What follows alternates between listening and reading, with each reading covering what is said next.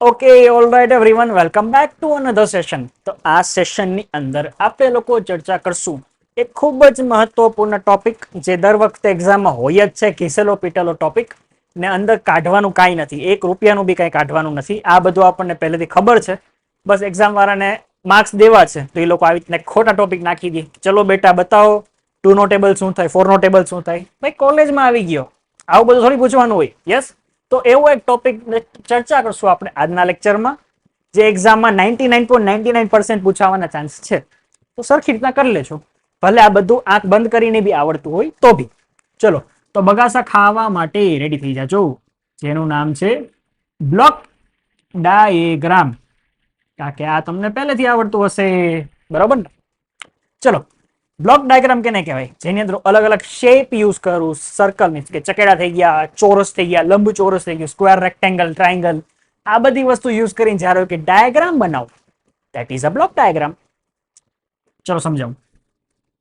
આવી રીતના છે મારી પાસે એક સર્કલ, પછી એક છે બીજી પાસે મારી પાસે બીજું સર્કલ, વચ્ચે હું કરી નાખું છું એક બોક્સ, એની નીચે બનાવી નાખું છું હજી એક બોક્સ, વચ્ચે એક બોક્સ, એની અંદર એક પાછું બોક્સ, અહીંયા નીચે હજી એક બોક્સ, કાંઈક આવી રીતના. એક એરો આમ, એક એરો અહીંયા, 1 2 3 4 5 6, ઉપર નીચે ઉપર નીચે ઉપર નીચે, કંઈક આવી રીતના. અહીંયા ઉપર તમે CPU લખી શકો છો, જેને કહેવાય સેન્ટ્રલ પ્રોસેસિંગ યુનિટ, બીજી ભાષામાં કોમ્પ્યુટર. યસ, આ છે મારું કોમ્પ્યુટર. હું એને આપીશ ઇનપુટ. આપણે ગયા લેક્ચરમાં સમજી ગયા કે what is an input. Yes, આપણે જે હાઈ લેવલ લેંગ્વેજની ઇન્સ્ટ્રક્શન્સ આપીએ છીએ, ઓર્ડર આપીએ છીએ, એને કહેવાય ઇનપુટ. યસ, તમે લોકો જે કીબોર્ડમાં બી ABCD ટાઈપ કરો છો, એના માટે તમારી ઓપરેટિંગ સિસ્ટમમાં, ફોર એક્ઝામ્પલ મારા લેપટોપમાં કે મારા કમ્પ્યુટરમાં વિન્ડોઝ હોય, વિન્ડોઝ 10 11 12 ગમે, રાઈટ, XP હોય 7 હોય, ગમે હોય, જ્યારે કીબોર્ડમાં એક બટન પ્રેસ કરું ત્યારે એનું કામ છે, એની અંદર એક સોફ્ટવેર ઇન્સ્ટોલ થયેલો છે, એની અંદર એક પ્રોગ્રામ બનેલો છે, કઈ ભાષામાં નથી, C C++ જાવા ગમે એમાં બનેલો છે, જેનાથી ઈ મારા કીબોર્ડની કીને CPU ને સમજાવશે કે ભાઈ આને આ બટન પ્રેસ કર્યું. યસ, મેં તમને સમજાવ્યું હતું બાઇનરીમાં શું હોય, 0 1 0 0 0 0 1 ઈ હોય એ માટે, રાઈટ. તો એવી રીતના એક હાઈ લેવલનો પ્રોગ્રામ કે કોડ બનેલો પડ્યો છે, જે મારી ઓપરેટિંગ સિસ્ટમમાં પહેલેથી છે, રાઈટ. જો ડિલીટ કરી નાખું ને તો મારા કમ્પ્યુટર લેપટોપમાં કીબોર્ડ હાલતું બંધ થઈ જાય. માઉસ વાળો પ્રોગ્રામ ડિલીટ કરી નાખું તો માઉસ હાલતું બંધ થઈ જાય. ડિસ્પ્લે મોનિટર વાળું કીબોર્ડ મીન્સ કે ઓલું શું, એનું ડ્રાઈવર કાઢી નાખું, સોફ્ટવેર કાઢી નાખું તો ડિસ્પ્લે આવતી બંધ થઈ જાય. યસ, તો બધું કામ ચાલે છે પ્રોગ્રામ ઉપર. આપણે નથી બનાવ્યો, આપણે ખાલી ઇન્સ્ટોલ કરીને વાપરી છીએ, ખબર નથી કે અચ્છા આવું હોતું હશે. યસ, તો ઇનપુટ શું હશે? હંમેશા ઇનપુટ હશે એક હાઈ લેવલમાં બનેલો એક સોફ્ટવેર, એક ઇન્સ્ટ્રક્શન.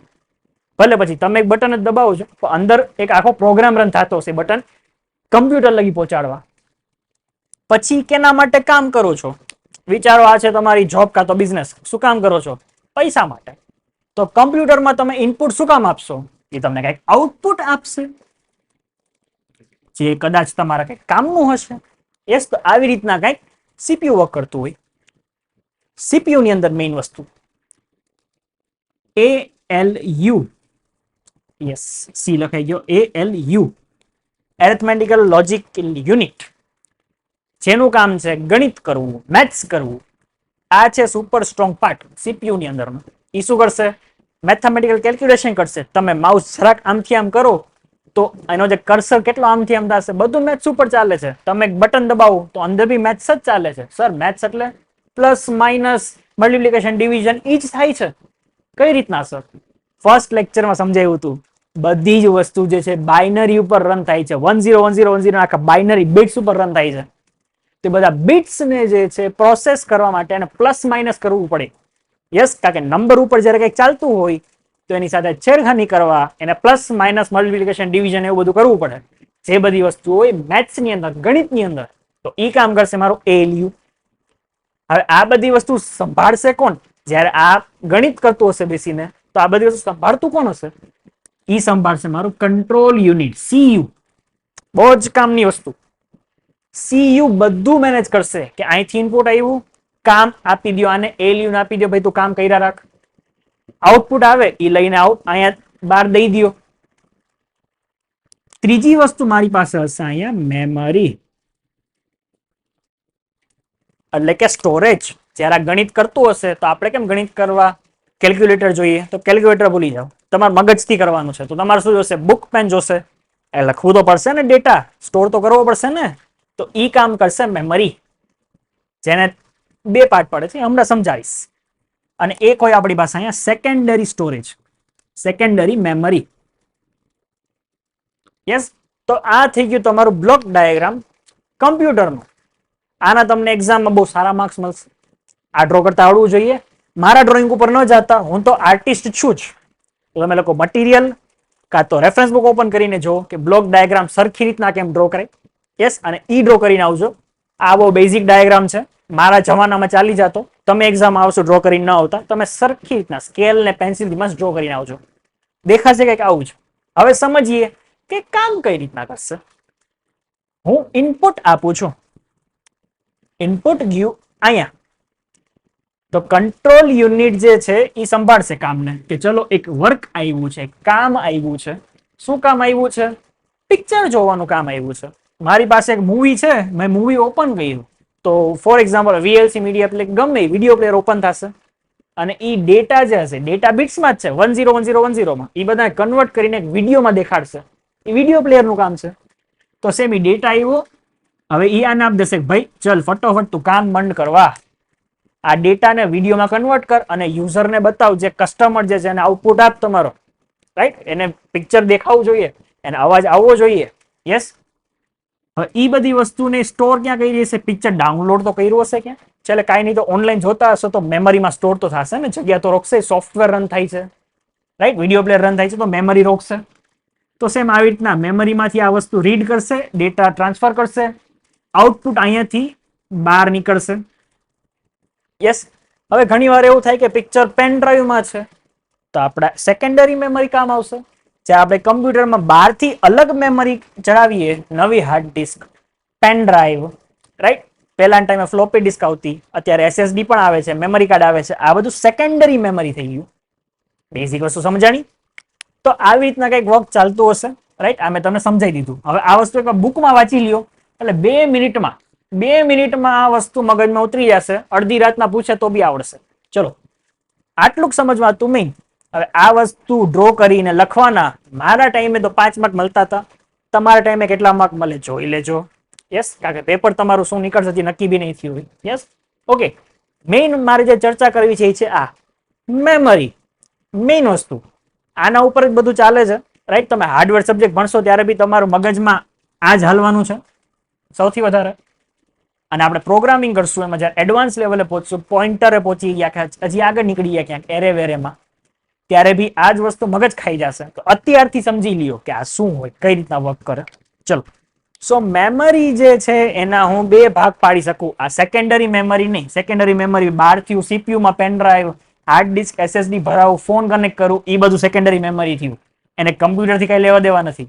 હું કમ્પ્યુટરની મેમરીની વાત કરું છું. તો ચલો સમજી લઈએ કે કમ્પ્યુટરની મેમરી કઈ રીતના વર્ક કરે. ચલો, બ્લોક ડાયાગ્રામ તો સમજાઈ દીધો. યસ, જો ડન. લખતા જાજો ભેગા ભેગા. ખાલી અહીંયા હું પ્રવચન નથી કરતો સાંભળીને હા સર સો મસ્ત બોલો તમે એમ કરીને સાંભળીને વયા ન જતા. આ બધું લખજો, નોટ ડાઉન કરતા રહેજો. ઓકે, ચલો. સો મેમરી એના 2 ભાગ પડે. એક હોય મારી પાસે પ્રાઇમરી મેમરી અને બીજું હોય મારી પાસે સેકન્ડરી મેમરી. યસ, મારા અક્ષર ડોક્ટર જેવા છે મને ખબર છે, but I am an engineer. Okay, primary memory એટલે થઈ કે મારા કમ્પ્યુટરની, મારી સિસ્ટમની રેમ. રેમ શું છે એ તમને બધાને ખબર જ હશે. જો નથી ખબર તો તમે લોકો કાં તો 50 વર્ષ પહેલા જન્મ થયો તો તમારો, ને કાં તો તમે મોબાઈલ પણ નથી વાપરતા કે રેમ શું એ નથી ખબર. કારણ કે આજકાલ મોબાઈલ લેવા જાય એટલે લોકો જ પૂછે રેમ કેટલી આવે, કેમેરો કેટલો ક્લિયર છે. યસ, એના ઉપર નક્કી થાય છે બધું. બીજું છે મારી પાસે સેકન્ડરી સ્ટોરેજ, કે અંદર ફાઇલ્સ કેટલી સમાશે, અંદર સ્ટોરેજ કેટલી આવે. ભાઈ મારા પાસે 10,000 ફોટા છે, હમાશે અંદર કે નહીં હમે, એવી રીતના યાર. તો એને કહેવાય રોમ, એને કહેવાય read only memory. RAM ROM આ બધું એક સ્કૂલમાં તમે ઓલું શું કહેવાય અમુક સદીઓ પહેલા આવું કંઈક ભણ્યા હશો, બેઝિક્સ કમ્પ્યુટર સબ્જેક્ટ આવતો 7મા 8માં ત્યારે. આ બધું બહુ કામની વસ્તુ છે, આના ઉપરથી જ બધું ચાલશે. સો રેમ કેના માટે હોય? રેમ હોય આપણા સિસ્ટમમાં બહુ ઓછી રેમ હોય, 4 GB, 8 GB, 16 GB, 32 GB તો બહુ થઈ ગઈ. સ્ટોરેજ આપણી પાસે હોય 1 TB, એટલે 1024 GB ની સ્ટોરેજ હોય, 2 TB, 3 TB આવી રીતના સ્ટોરેજ હોય. ભાઈ કમ્પ્યુટરમાં તો જોઈએ, મારા 500-600 પિક્ચર સ્ટોર ક્યાં કરવા? મારે તો સ્ટોરેજ જોઈએ ને ભાઈ. યસ કાકે, મારે પિક્ચરનો તો બિઝનેસ કરવાનો છે. બધાના લેપટોપ કોમ્પ્યુટરમાં પિક્ચરો ભર્યા જ છે, કોઈ ના ન પાડતા. ઓકે, જો રેમ જે છે ને એ તમે જોશો ને, બેઝિક વસ્તુ સમજાવું. રેમ તમે ખાલી 8 GB લેવા જાવ ને સારી એવી સ્પીડની, તો એ તમને મળશે 3000 રૂપીઝની. અને તમે બીજી બાજુ એક હાર્ડ ડિસ્ક લેવા જાઓ તો એ તમને મળશે 1 TB, 1 TB around 3000 rupees around, right? એની આસપાસ મળે 100-200 આમ થયા. પછી એક આવે આપણી પાસે SSD, સોલિડ સ્ટેટ ડ્રાઈવ. જો આજકાલ લેપટોપ કોમ્પ્યુટરની માર્કેટમાં જાઓ છો તો બધા એમ જ કહેતા હશે કે ભાઈ SSD તો જોઈએ ને, એના વગર સ્પીડ જ ન આવે. SSD શું છે? હાર્ડ ડિસ્ક નું એક ફાસ્ટ વર્ઝન છે. હાર્ડ ડિસ્ક શું હોય? એક ચકેડું ફરતું ડિસ્ક હોય, બતાવીશ તમને આગળના સેશન્સમાં કેવી હોય. એનો ફાસ્ટ વર્ઝન છે SSD, જે આના કરતા 70 કે 80 ટાઈમ્સ વધારે ફાસ્ટ વર્ક કરી શકે. કામ શું? કામ હાર્ડ ડિસ્ક વાળું જ. ફાઇલ મીન્સ કે ડેટા, ફોટા, પ્રોગ્રામ એ બધું સ્ટોર કરશે, બસ બીજું કાંઈ નહીં કરે. બટ તમે ખાલી SSD લેવા જશો ને તો તમને લોકોને ખાલી કહી દો બેઝિકમાં બેઝિક તમે 120 GB છે, કાં તો પછી તમે 250 GB વાળી બી લેવા ગયા ફોર એક્ઝામ્પલ, તો એ તમને કંઈક 3000 માં મળતી હશે, રાઈટ? એ તમને મળતી હશે 3000 માં. સો તમે ડિફરન્સ જોવો, 3000 માં મને 8 GB રેમ મળશે, 3000 માં મને 250 GB SSD મળશે, 3000 મને 1000 GB હાર્ડ ડિસ્ક મળશે. તો આપણી પાસે મેમરીના 3 પાર્ટ આવે છે. એક છે રેમ, એક એની અંદર આવી ગઈ આપણી સિસ્ટમની રેમ, એના પછી છે મારી પાસે એક SSD અને એક છે હાર્ડ ડિસ્ક, એને કહેવાય hard disk drive, HDD. Yes, hard disk drive. તો 8 GB રેમ, 250 GB SSD અને 1024 GB ની હાર્ડ ડિસ્ક. આ બધાના ભાવ સરખા છે સર. આ કઈ રીતના કે રેમ ખાલી 8 GB ના 1000 GB મળે જ મને સેમ ભાવમાં? કઈ રીતના? કામ છે મેઇન સ્પીડનું, રાઈટ? મેં તમને ફર્સ્ટ લેક્ચરમાં સમજાવ્યું હતું કે કમ્પ્યુટર જે છે બહુ ફાસ્ટ વર્ક કરે છે. આપણા માટે 1 સેકન્ડ છે, કમ્પ્યુટર 1 સેકન્ડમાં લાખો કરોડો કામ, એના ટ્રાન્ઝેક્શન પૂરા કરી લે, એના જે ઇન્સ્ટ્રક્શન છે પૂરા કરીને બેઠું હોય. કમ્પ્યુટર એટલું ફાસ્ટ વર્ક કરે, તો એટલું ફાસ્ટ વર્ક કરવા માટે એને એટલી ફાસ્ટ સ્ટોરેજ બી જોઈએ, જેને કહેવાય રેમ.